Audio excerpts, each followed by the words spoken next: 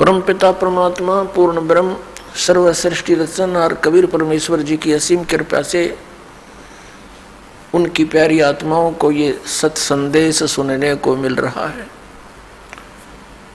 पुण्यात्माओं, आप बहुत ही पुण्यकर्मी प्राणी हो जो परमात्मा की शरण में पहुंच रहे हो। मनुष्य जीवन के उद्देश्य का सत्संग में आने से ज्ञान होता है। आप जी को वो सत्संग मिल रहा है जिसमें निष्कर्ष है सर्व सदग्रंथों का, और साथ में उन महापुरुषों ने जिन्होंने साधनाएं भी की, कठिन तप भी किए, लेकिन उनके साथ क्या घटनाएं घटी, वो किस प्रकार कष्ट उठाते रहे, भक्ति करके भी दुखी रहे। और साथ में फिर ये भी आपको बताया जाता है कि कौन सी साधना से आपके ये कष्ट मिट सकते हैं। केवल ये नहीं कि हम किसी के ऊपर घटी हुई उन घटनाओं को ही या उनके दुखों को या उनकी गलत साधनाओं को ही दिखाते हैं या उनका कोई छवि धूमिल नहीं करना चाहते। हम उस यथार्थ ज्ञान पर जमी हुई धूल को हटाना चाहते हैं जो युगों से जमी हुई है।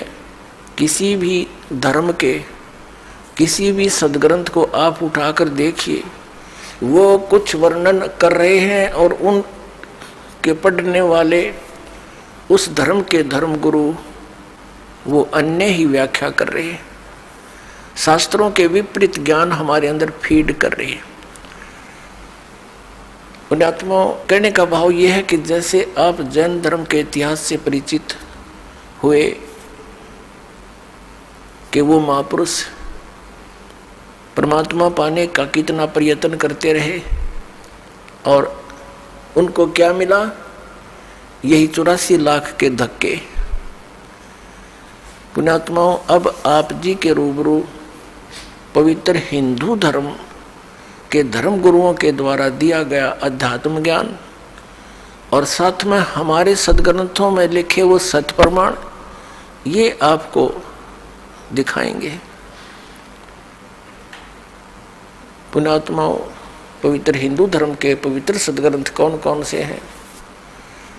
पवित्र चारों वेद, पवित्र श्रीमद् भगवत गीता, ये गॉड गिवन ज्ञान है, ये दोनों सदग्रंथ। बाकी शेष जो अन्य सदग्रंथ हैं, अन्य शास्त्र हैं, पवित्र 18 पुराण या कोई उपनिषद, ये किसी ऋषि विशेष का अपना अनुभव है। और इन पुराणों में यदि कोई वेद अनुकूल ज्ञान है तो वो वेदों का है, उसका उस ऋषि का नहीं है। अगर वो तो है, वो उतना तो वो सत्य है क्योंकि वेद ज्ञान है और वेद ज्ञान गॉड गिवन है, परमात्मा दत्त है। और अन्य जो वेदों और गीता से ज्ञान नहीं मिलता, वो पुराण के वक्ता का, उसके घर का है, उसको हमें स्वीकार नहीं करना।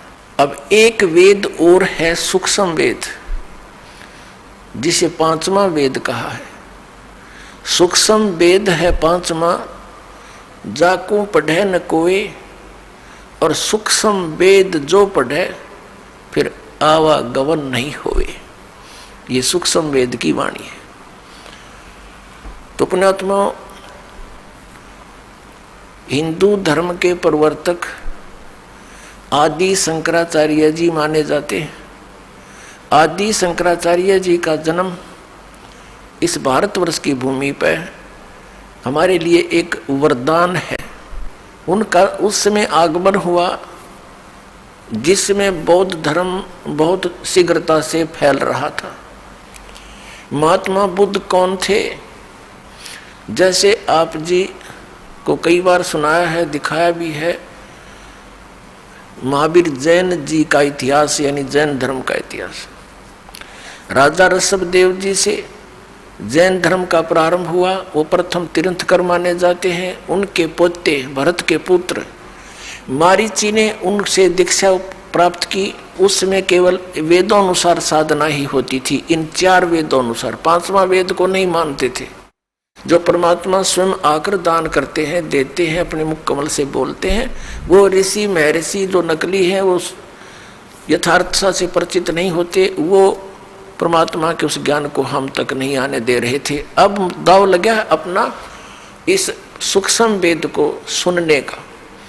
तो जिस कारण से उस मारीची वाले जीव ने जैसी भी वेदोनुसार साधनाएं की, उसके कारण वो स्वर्ग में देवता भी बना और फिर आगे चल के वो नरक में भी गया। 60 करोड़ बार गधा बना, 30 करोड़ बार कुत्ता बना और भी बहुत से दुख उठाए और केवल 80 लाख बार वो देवता भी बना। और फिर क्या बना? महावीर जैन बना। और महावीर जैन ने फिर 363 पाखंड मत चलाए। वर्तमान का जो पूरा जैन समाज है, महावीर जैन जी द्वारा चलाई गई बकवाद साधनाओं को कर रहा है। उनकी के दुर्गति होगी। दास ये आगाह करना चाहता है कि आप इन साधनाओं को त्यागो और आप शिक्षित हो, अपने धर्म ग्रंथों को पुनः देख लो। और गीता जी अध्याय नंबर 16 के श्लोक नंबर 23 और 24 में कहा कि शास्त्र विधि को त्याग कर जो मनमाना आचरण करते हैं, मनमानी पूजाएं करते हैं, उनको न तो कोई सुख हो, न उनकी गति हो, न कोई सिद्धि प्राप्त हो, अर्थात व्यर्थ, यूजलेस। फिर किस लिए डले ढो हो? ना ज्ञान था तब तक तो चलो हम भटक रहे थे। अब दास पर दया करी परमेश्वर ने, आपके लिए ये ज्ञान दिया और दास आपके लिए ही संघर्षशील है। और ये अज्ञानी गुरु, धर्म गुरु दास के पीछे पड़े हुए हैं, लेकिन अब इनकी दाल गला को नहीं, क्योंकि परमात्मा ने अपने बच्चों को पहले शिक्षा दे दी। और अब देखना डूंडा पाटेगा, पूरे विश्व में जाएगा यह सच्चा ज्ञान और बहुत शीघ्रता से जाएगा, क्योंकि हमें भगवान की आवश्यकता है। यहाँ के संसारिक सुख सबको पता है, 2 मिनट का भरोसा नहीं कब मृत्यु हो जा। यहीं डले ढो होकर यहीं छोड़कर चले गए, सारा जीवन नष्ट कर दिया हमने।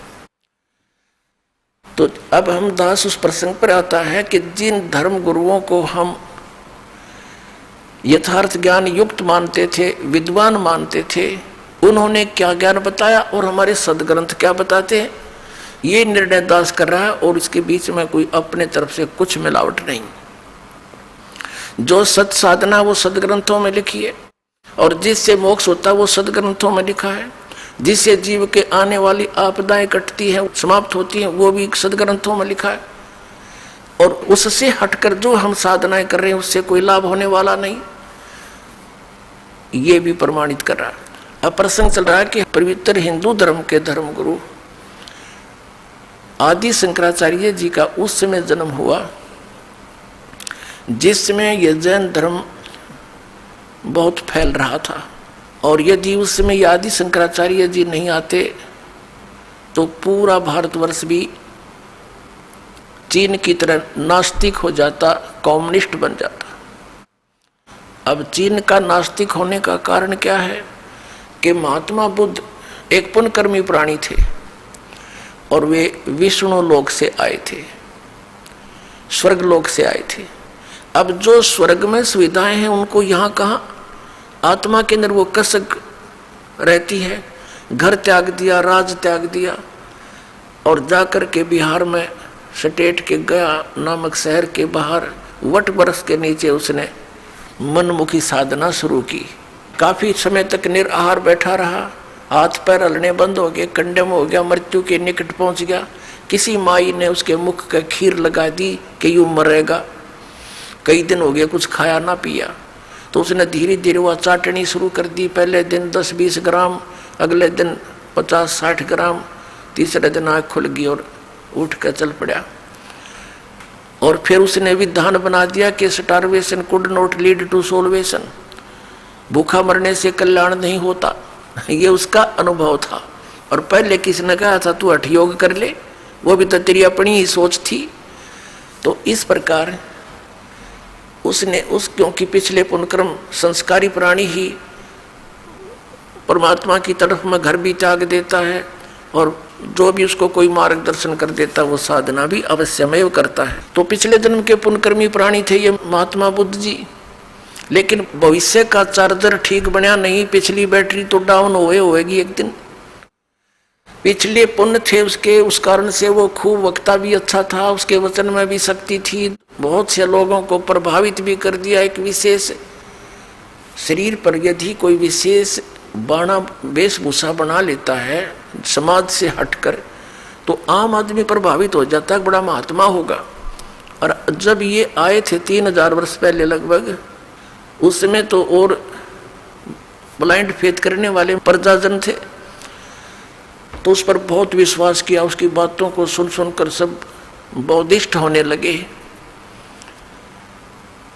और फिर क्या हुआ कि उनके द्वारा, महात्मा बुद्ध के द्वारा बताई गई वे ऑफ वर्शिप, पूजा का मार्ग, पूजा की विधि, वो शास्त्र अनुकूल ना होने से किसी को आध्यात्मिक लाभ होया नहीं। आकर चल कर 100, 200, 400 वर्ष के बाद सब ने ये मान लिया कि भगवान है ही नहीं, अपना करो और खाओ, बस। ये है कम्युनिस्ट सिद्धांत कि कोई भगवान नहीं, ये अपने आप बनता और बिगड़ता है, कोई कुछ नहीं आप रहे, जीव अपने आप ऐसे नष्ट हो जाता है, भगवान है ही नहीं। ये तो चलो उनके सोच है, बाकी यथार्थ ज्ञान इससे बहुत भिन्न है। उस समय जो महात्मा बुद्ध का जो बुद्ध धर्म फैल रहा था, आदि शंकराचार्य जी का जन्म हुआ, ये शिवलोक से आए थे, शिव जी के विशेष कृपा पात्र गण थे। ये केवल 32 वर्ष रहे थे और 32 वर्ष के अंदर ही इन्होंने 10 प्रकार के सन्यासी तैयार किए और 4 ऐसे मठ बना दिए, पीठ बना दी और उन पर निर्धारित कर दिए 4 अपने सुयोग्य शिष्य कि आप इस धर्म का प्रचार करो जो मैं बताता हूं। उन्होंने क्या ज्ञान बताया? अब हमारे साथ क्या हुआ कि आसमान से गिरे और खजूर पर अटक गए, रह गए लटके के लटके, तो हमें क्या मिला? हाँ, इतना अवश्य मिला कि भगवान की आस्था बनी रही।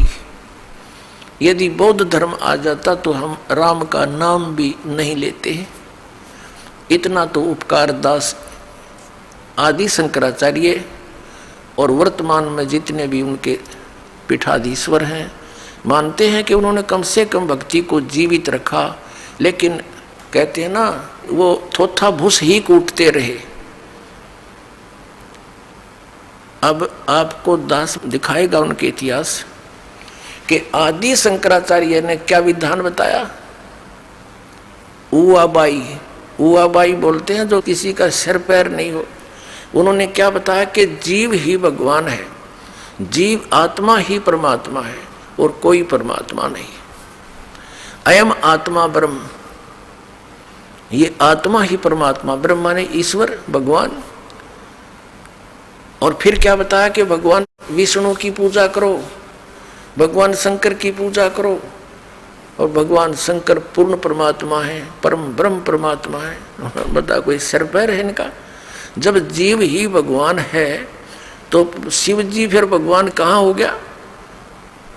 फिर उसकी पूजा की जरूरत क्या? अपनी पूजा कर लो तुम। अब दिखाते हैं थोड़ा इतिहास इनका। पुण्यात्माओं, ये दास जो प्रयत्न कर रहा है इसको आलोचना ना समझे। दास की एक विनम्र प्रार्थना है आपसे, इसको आलोचना ना समझें दास के इस परमार्थी प्रयत्न को। ये आपके लिए वरदान सिद्ध होगा। आलोचना तो वो होती है जो हम झूठी कथा सुनावें अपने स्वार्थ के लिए, उनसे हटाकर अपनी दुकान चलावें। नहीं, दास केवल वही बता रहा है जो अपने सदग्रंथों में लिखा है और इन महापुरुषों ने जो अपने कर कमलों से लिखा हुआ है, इनका अनुभव लिखा हुआ है इसमें। और हमारे सदग्रंथ क्या बताते हैं और जिन महापुरुषों ने परमात्मा को पाया उनके क्या अनुभव है। तो जिन्होंने परमात्मा पाया उनका अनुभव हमारे सदग्रंथों से मेल खाता है, और जिनको भगवान मिला नहीं उनका न सदग्रंथों से मेल खाता और न ही उन महापुरुषों की विधि और उनके ज्ञान से मेल खाता। तो वो यूजलेस है। उसको दास प्रार्थना करता है कि उनको त्यागना पड़ेगा अपने कल्याण करवाने के लिए। बस इतनी सी बात है। जो दिशा से दूसरी दिशा में जा रहा है सुदिशा से, तो उसको दिशा दिखाने का प्रयत्न दास का है। जैसे एक बार किसी ने नकली नोट छाप दिए थे 500-500 के और 1000-1000 के, तो सरकार ने क्या किया था, टेलीविजन के माध्यम से, समाचार पत्रों के माध्यम से ओरिजिनल और डुप्लीकेट दोनों को साथ साथ दिखाया था और बताया था कि ऐसा डुप्लीकेट होता है, ऐसा ओरिजिनल होता है। तो सरकार कोई आलोचना नहीं कर रही थी, महापरोपकार किया। लाखों लोग, गरीब आदमी मारे जाते, निर्धन हो जाते, लुट जाते, पिट जाते। तो पुण्यात्माओं, वो तो धन की हानि बची, और आपकी हानि जो है उसको तो आपको पता ही नहीं। एक श्वास मनुष्य जीवन की कितनी कीमत है, 14 लोग एक साइड में रख दे, एक श्वास की कीमत, और एक तरफ मनुष्य जीवन के श्वास उश्वास की कीमत रख दे, तो वो भी पलड़ा भारी रहे एक श्वास की कीमत का। परमात्मा कहते हैं कबीर साहब जी, कहता हूँ कहीं जात हूँ, कहूँ बजा के ढोल, श्वास जो खाली जात है ये 3 लोक का मोल। अपने आत्माओं, अब कितनी कीमत बताई है महापुरुषों ने, और हम इसको बर्बाद कर रहे हैं क्योंकि शास्त्र विधि त्याग कर मनमाना आचरण करके।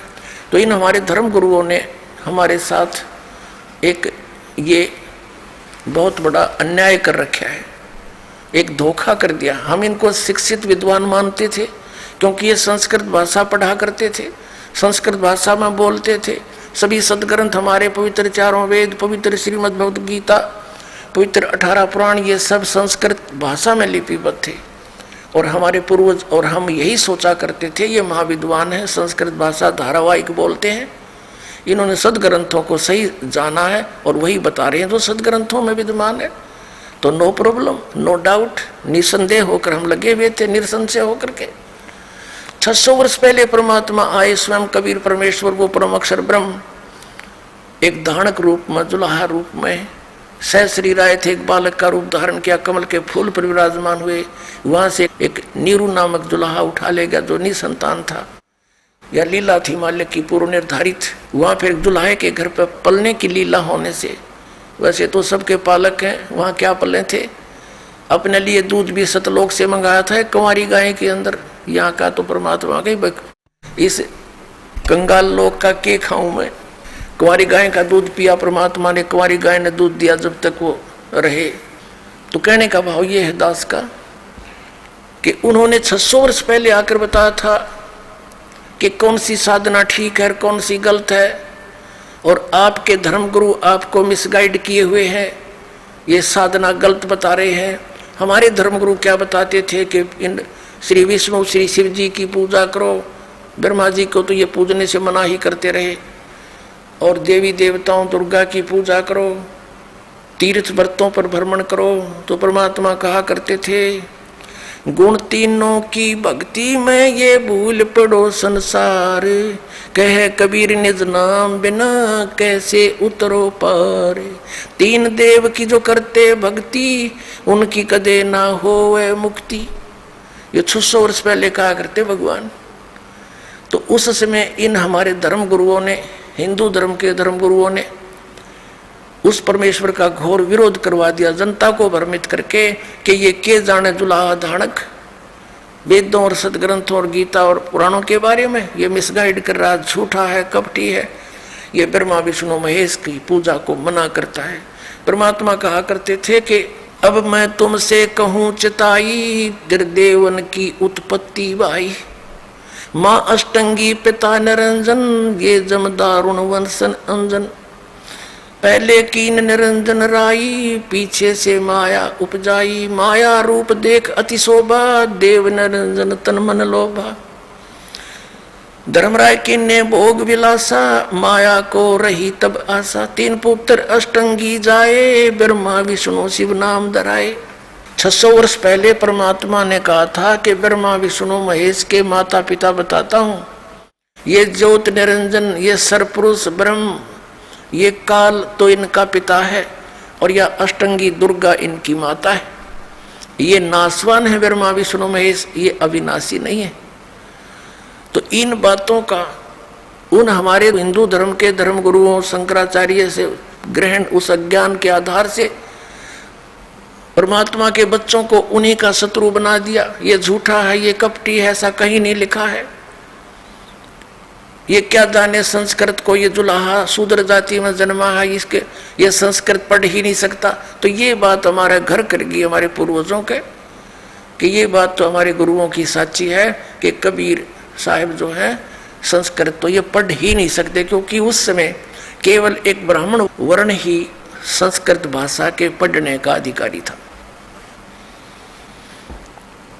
अपने आत्माओं, जिसने संस्कृत पढ़ी नहीं, तो इससे सिद्ध है हमारे ग्रंथ भी नहीं पढ़े उन्होंने, और उन्होंने 600 वर्ष पहले ये बता दिया कि ऐसा है। आज हमारे सदग्रंथों में मिला कि ब्रह्मा विष्णु महेश नासवान है, दुर्गा इनकी माता है, यो सदा शिव यानी काल रूपी ब्रह्म इनका पिता है। तो वो क्या थे? वो भगवान थे। अपने द्वारा रची हुई सृष्टि को वेद बताते हैं कि परमात्मा ही स्वयं आकर ठीक ठीक विस्तार से वर्णित करता है, और वो परमेश्वर ने ही आकर के अब अपने धर्म गुरुओं के द्वारा दिया गया ज्ञान आपको दिखाते हैं। ये देखिएगा, एक शंकर पंचम पुस्तक है ये, इसमें 5 ग्रंथ हैं जो इस आदि शंकराचार्य जी द्वारा लिखे गए हैं। ये देखिएगा,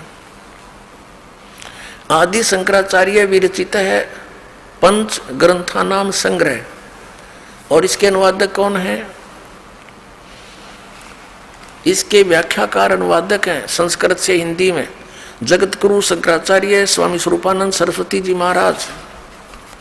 ये देखिएगा, ये है आदि शंकराचार्य विरचित है पंच ग्रंथानाम संग्रह। ये 5 ग्रंथ ये हैं अप्रोक्ष अनुभूति, तत्वबोध, तीसरा आत्मबोध, चौथा मणि रत्नमाला और 5वां भज गोविंद। ज्योतिष पीठाधीश्वर, द्वारका पीठाधीश्वर, ये 2 पीठों का मालिक है। कौन? जगत गुरु शंकराचार्य श्री स्वरूपानंद सरस्वती स्वामी पादय। ये प्रणीता शंकर सप्रिया हिंदी टीका सहित प्रकाशक है शारदा पीठ प्रकाशनम, द्वारका जामनगर गुजरात दूरभाष। इतने हैं। और कहाँ से छपा? मुद्रक है श्री माता कंप्यूसिस प्राइवेट लिमिटेड, ये B 7/125 केदारघाट वाराणसी। अब इसके दिखाता हूँ आपको इन्होंने क्या ज्ञान दिया है कि मैं ही ब्रह्म हूँ। ये है प्रश्न नंबर 10 पे।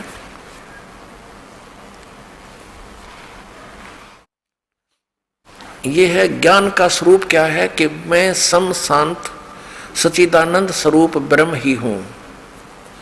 आत्म स्वरूप देह मैं नहीं हूँ। अहम ब्रह्मो व अहम, वह ब्रह्म मैं ही हूँ। ठीक है, मैं स्वयं निराकार निर्मल अविनाशी अवयव और निर्विकार हूँ।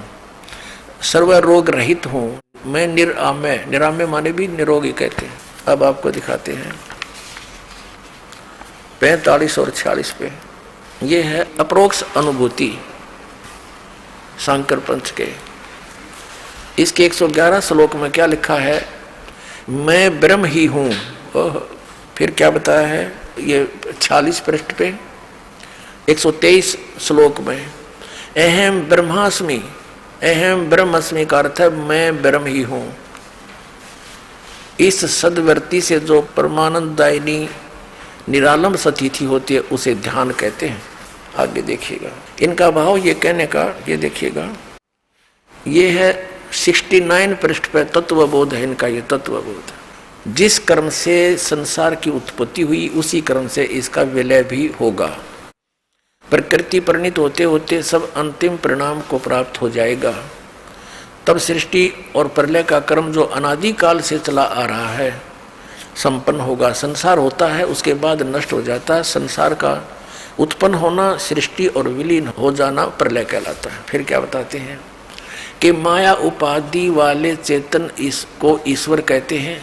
इस प्रकार उपाधि भेद से जीव ईश्वर भेद दृष्टि जब तक रहती है तब तक जन्म मरण आदि रूप संसार निवृत्ति नहीं होती। यानी तो संसार नष्ट हो जाए तो ये एक हो जाए बस जीव और ईश्वर। इनका कहने का भाव ये है।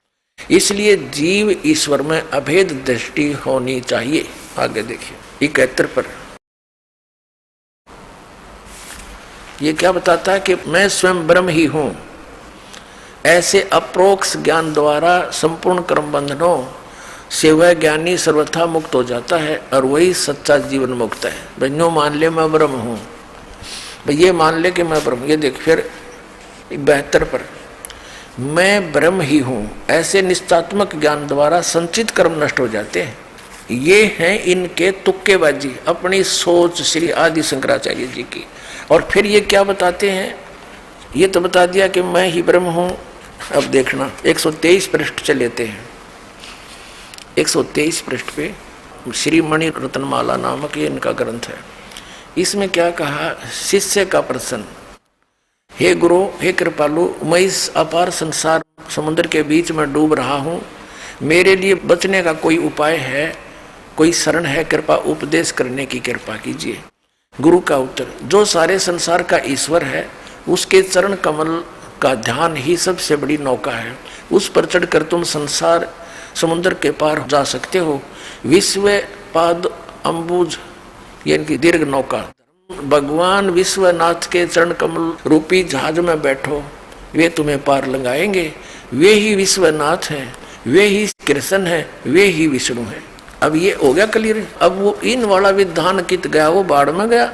जीव ही भगवान है और कहीं भगवान विष्णु भगवान है। अब आगे देखो 127 पर ये संस्कृत है, इसमें लिखा है कि कार्य मया का, मैंने क्या करना चाहिए, कार्य कौन सा करना चाहिए, शिव विष्णु भक्ति, शिव और विष्णु की भक्ति करो। उत्तर दिया है यहाँ पर 128 पृष्ठ पे।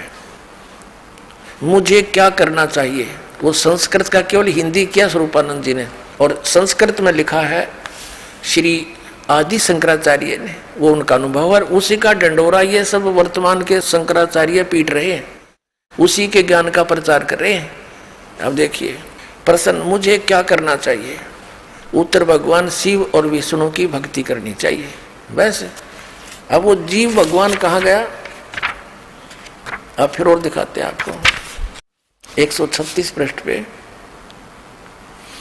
135 पृष्ठ पे है ये संस्कृत, शिव अर्चा यानी शिव की पूजा करो।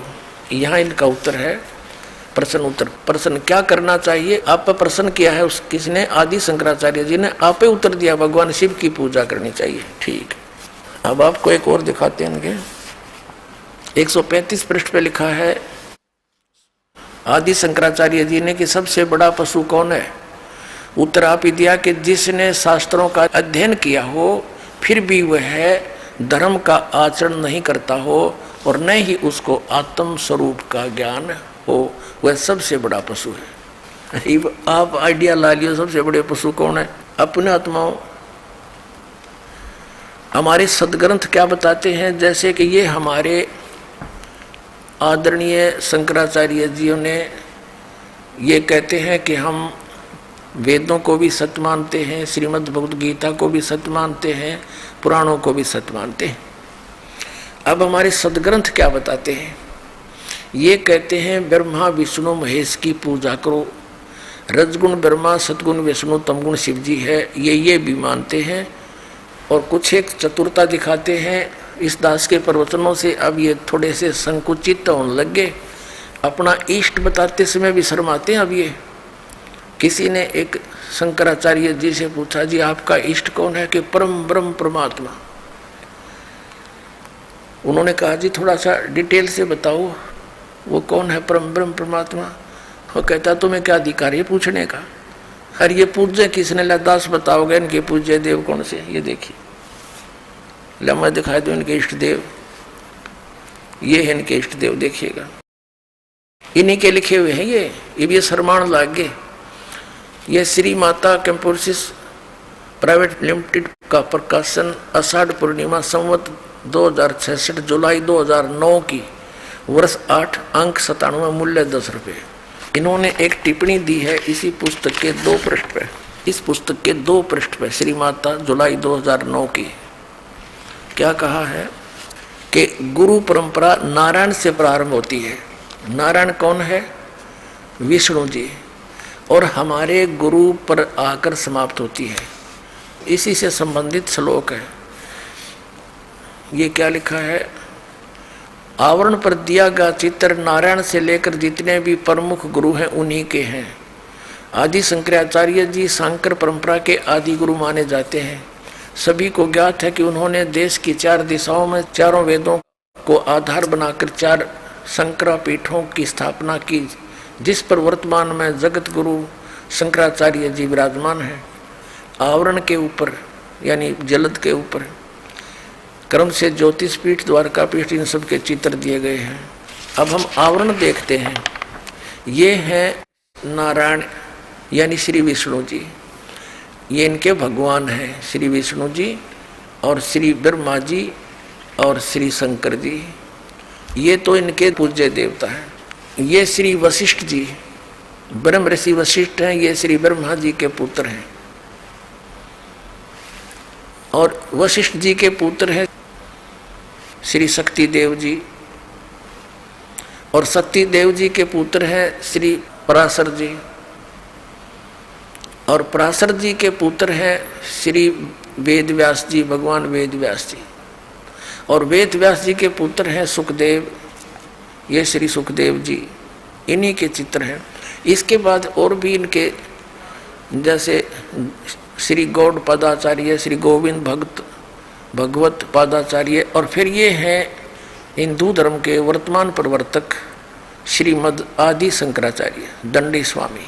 अब ये इनका इतिहास, ये इनके देवता है। आप दिखाता हूँ, ये नारायण विष्णु को ही कहते हैं। ये देखिएगा 21 पृष्ठ पे यहाँ लिखा है कि नारायण के साथ लक्ष्मी है, ब्रह्मा के साथ ब्रह्माणी, शंकर के साथ गौरी है, राम के साथ सीता है, कृष्ण के साथ राधा है, और राजेश्वरी माता के साथ श्री राजेश्वर भगवान परम शिव है। अब ये राजेश्वरी कौन है? तो दुर्गा होगी, और ये राजेश्वरी ये श्री भगवान शिव है। ये इनके पूज्य देवता हैं। अब आदि शंकराचार्य के बाद जो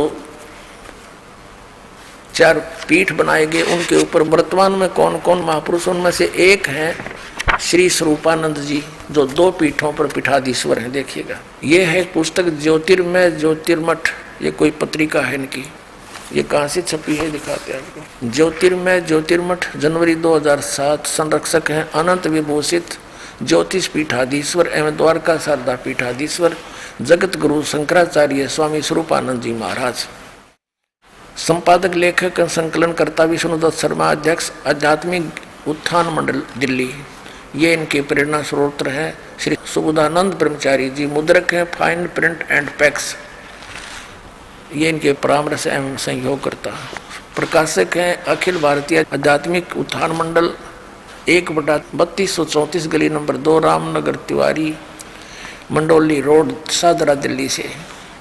अब इसके शुरुआत में देखते हैं हम, ये है श्री स्वरूपानंद जी के पैड के ऊपर लिखा है पूज्य श्री का संदेश। अनंत विभूषित श्री स्वामी स्वरूपानंद सरस्वती जी महाराज, ज्योतिर्मठ, बद्रिका आश्रम, हिमालय संचार यात्रा स्थान। ये यहाँ से अपने कर कमलों से लिखा है, नीचे लिखा है स्वरूपानंद सरस्वती, इनके हाथ का लिखा हुआ संदेश यहाँ छापा है। हमारे शांकर अद्वैत दर्शन के अनुसार भूत भौतिक प्रपंच के मूल में प्रकाश और विमर्श 2 पदार्थ हैं, जो मणि और उसकी प्रभा के समान परस्पर अभिन्न है। प्रकाश शिव और विमर्श उसकी शक्ति।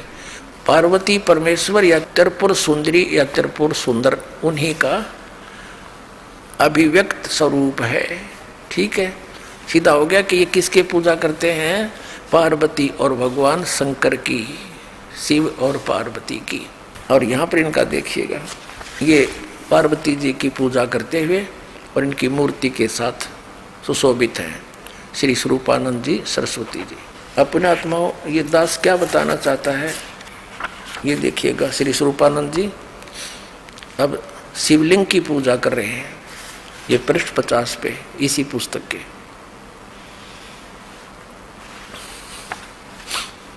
ये देखिएगा, जगत गुरु शंकराचार्य जी चंद्रमौलीश्वर महादेव की पूजा करते हुए ये शिवलिंग की पूजा कर रहे हैं, इसका नाम है यो। अब पुण्यात्माओं, परमात्मा कहा करते कि वेद पढ़े पर वेद न जाने, ये बाँचे पुराण 18, और पत्थर की पूजा करे ये भूल गए सृजनहारा। अब आपको क्या दिखाते हैं कि ये कौन से मंत्र जाप करें। इनका तो कोई सिर पैर नहीं है के जाप करें। हरे राम राम राम हरे हरे, जय गोविंद सीताराम राधे श्याम। और फिर इनके मूल मंत्र क्या है वो दिखाता हूँ आपको, देखिएगा। ये है एक मठ आमनाय महाअनुशासनम नामक एक पुस्तक है जो आदि शंकराचार्य विरचितम, इन आदि शंकराचार्य जी ने ही इसका लेखन किया है। और ये कहाँ से छपी है? ये है आदि शंकराचार्य विरचितम वही, और संपादक और भाषा अंतर करता है डॉक्टर कामेश्वर नाथ मिश्र, आचार्य अध्यक्ष संस्कृत विभाग, अध्यक्ष शब्द विद्या संकाय, केंद्रीय उच्च तिब्बती शिक्षा संस्थान, सारनाथ वाराणसी उत्तर प्रदेश में। और ये नीचे और लिखा श्री काशी विद्वत परिषद न्यास, केदार घाट वाराणसी। और ये कहाँ से छपी है देखिएगा, ये कहाँ से छपी है? Shri Mata compositions private limited, B7/125 बागा हेड़ा, केदार घाट वाराणसी, दूरभाषित में। ये देखिएगा, इन 4 मठों की, 4 पीठों की न्यारे न्यारे देवता, न्यारे न्यारे इनके मंत्र। ये है पृष्ठ नंबर 33 पर हम आगे हैं। इस पर क्या बताया कि शारदा पीठ, शारदा मठामना यानी शारदा पीठ, इस क्षेत्र का नाम द्वारका है। और देवता सिद्धेश्वर है, श्री देवी है जो भद्रकाली, ये इनका पूज्य देव है और यह इनकी पूज्य देवी है। ठीक, यहाँ पर श्याम वेद इनके हवाले किया गया, ये केवल श्याम वेद का ही प्रचार करता है यहाँ का जो मठाधीश्वर है। ठीक, अब देखो इन्होंने अड़ंगा कैसे अड़ा रखा है, अपने अनुसार सदग्रंथों को मोल्ड कर लिया, उनके अनुवाद को। इसका अर्थ है, गीता अध्याय नंबर 2 का 46 का श्लोक है। इसका अर्थ तो ये बनता है कि बहुत बड़े जलाशय की प्राप्ति के उपरांत छोटे जलाशय में जैसा प्रयोजन रह जाता है, ऐसा ही विद्वान पुरुष को पूर्ण परमात्मा की जानकारी के बाद अन्य देवताओं में रह जाता, अन्य ज्ञानों में रह जाता है।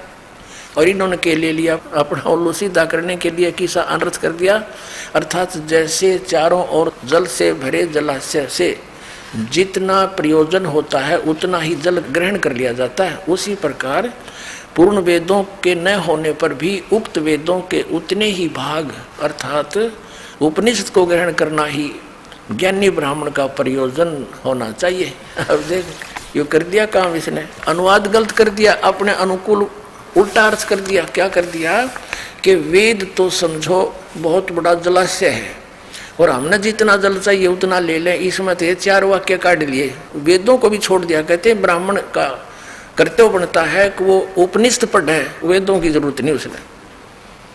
ये फिर देखियो, क्योंकि इनकी अंग्रेजी दास समझ सके है, आपका समझ में आती तो पहले भाग जाते।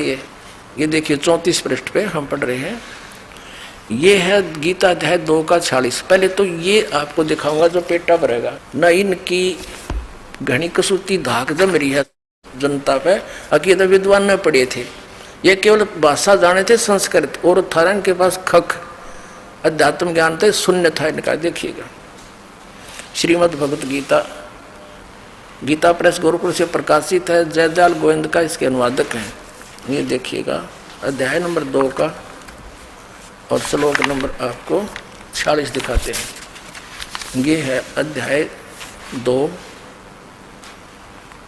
श्रीमद् भगवत गीता और श्लोक नंबर 46।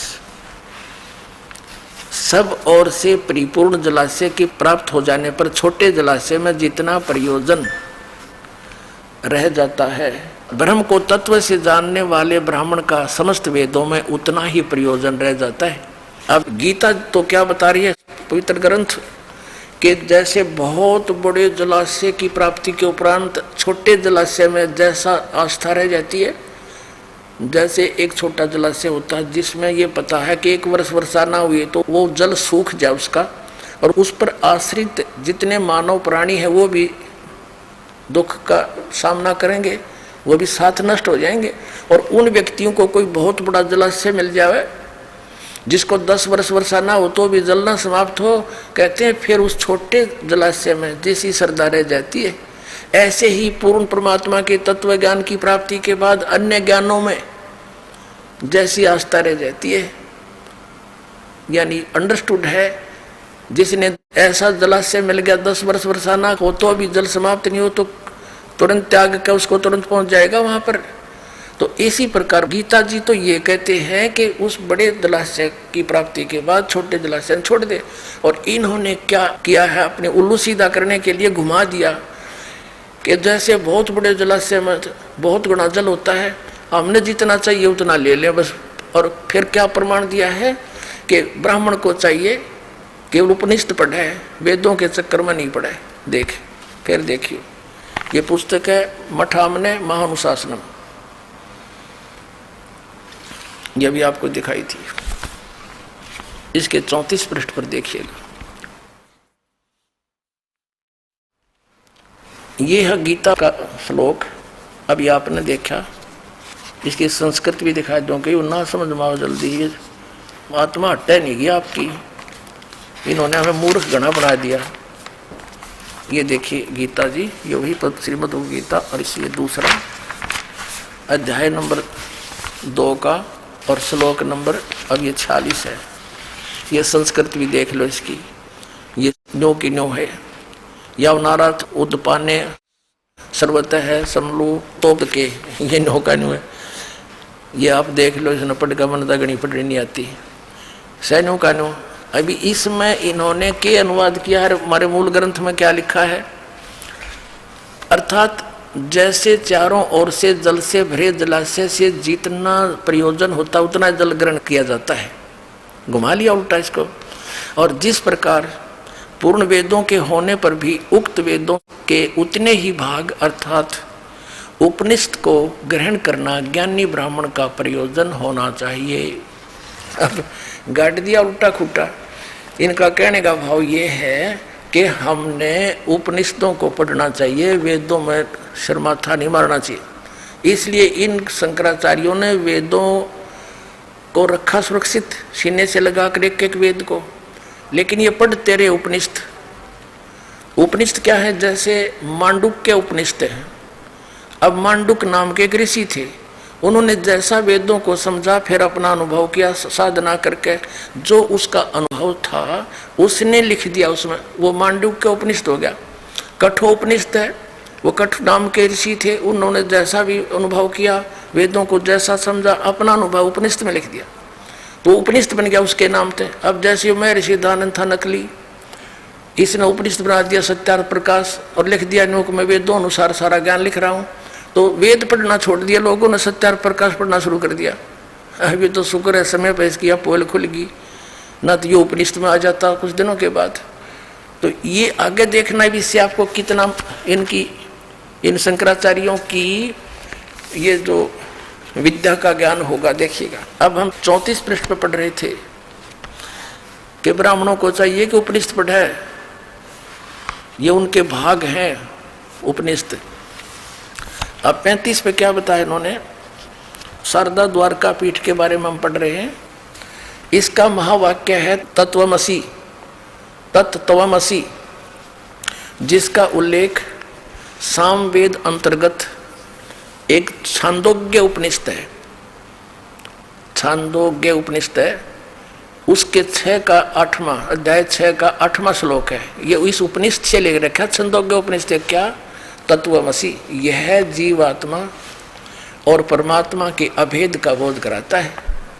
यानी तत्वमसि का अर्थ है परमात्मा ही जीवात्मा है, जीवात्मा ही परमात्मा, ये भेद कराता है। यह सरलार्थ भी किया है कि जो तत्वमसि है, इस 3 पदात्मक महावाक्य रूपी त्रिवेणी संगम में तीर्थ की भावना से स्नान करता है जो व्यक्ति, अर्थात तत्त्वम पदों का शोधन करके महावाक्य के लक्ष्य अर्थ के चिंतन में तल्लीन रहता है, उसे तीर्थ नाम से कहा जाता है। तत्वमसि यानी ये जीव ही ब्रह्म है, आत्मा और परमात्मा के अभेद का बोध कराता है। आगे देखो, अब आपको दिखाते हैं गोवर्धन मठ आमनाए, गोवर्धनपुरी। यहाँ देखिएगा, इसका क्षेत्र पुरुषोत्तम है।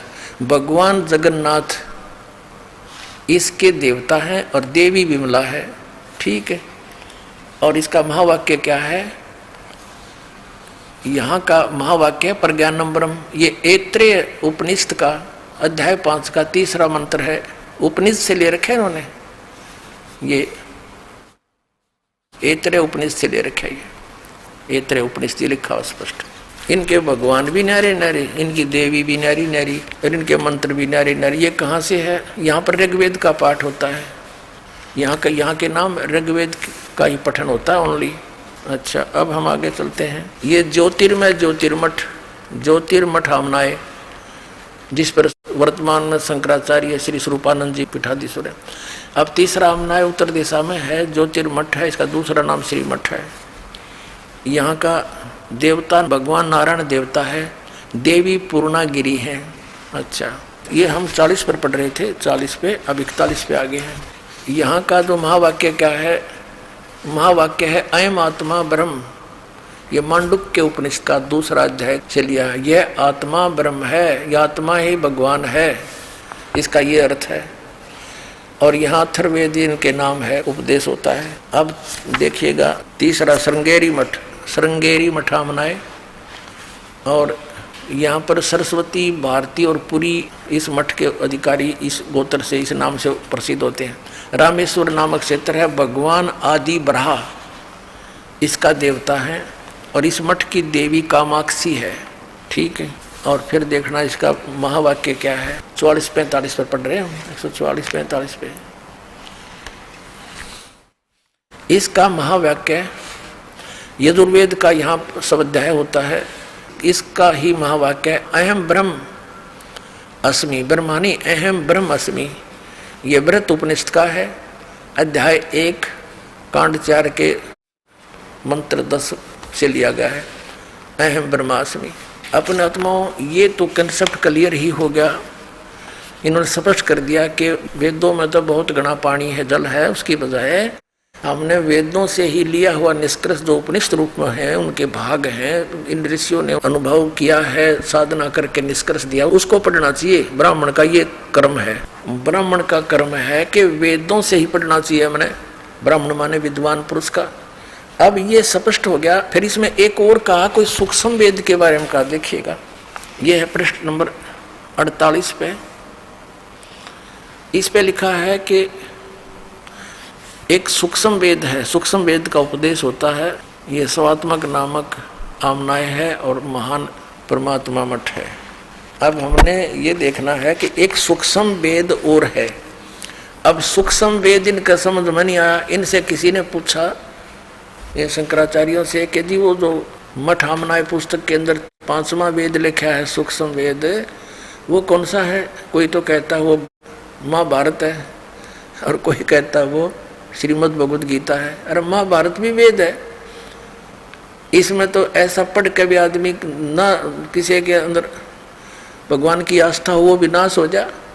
द्रौपदी का चीरहरण हो रहा था और उसमें ये दिगंबर बैठे थे 3, तो कौन? भीष्म पितामह, द्रोणाचार्य और कर्ण और विदुर, और सभा भरी थी। द्रौपदी को नंगा कर रहे हैं, निवस्त्र करके सबके सामने उसकी बेइज्जती करना चाहता है दुर्योधन और दुशासन। उस समय उस सभा के अंदर एक था भगत बीज विदुर।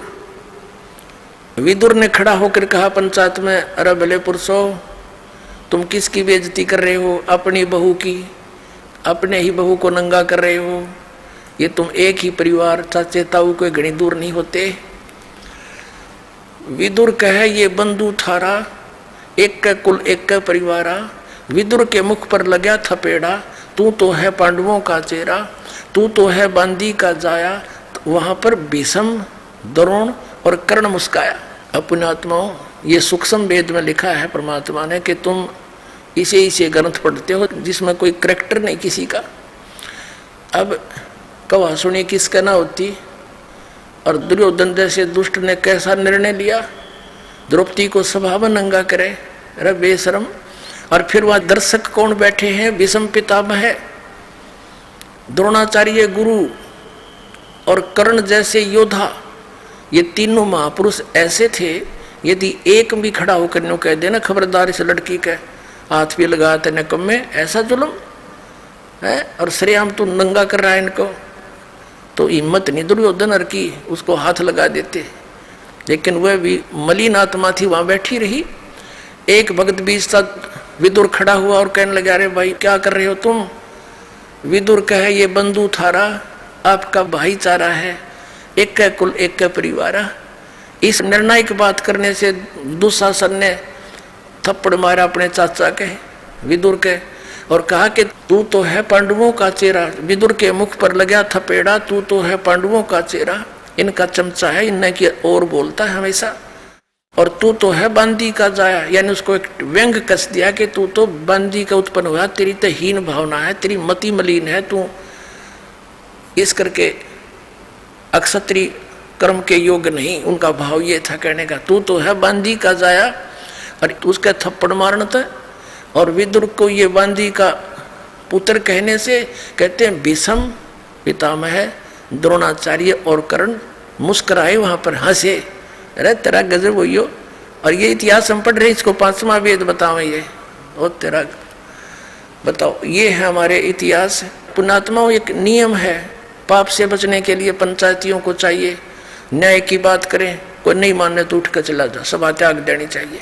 यही विदुर ने किया, सभा त्याग कर चला गया। तो पुण्यात्माओं, और इसको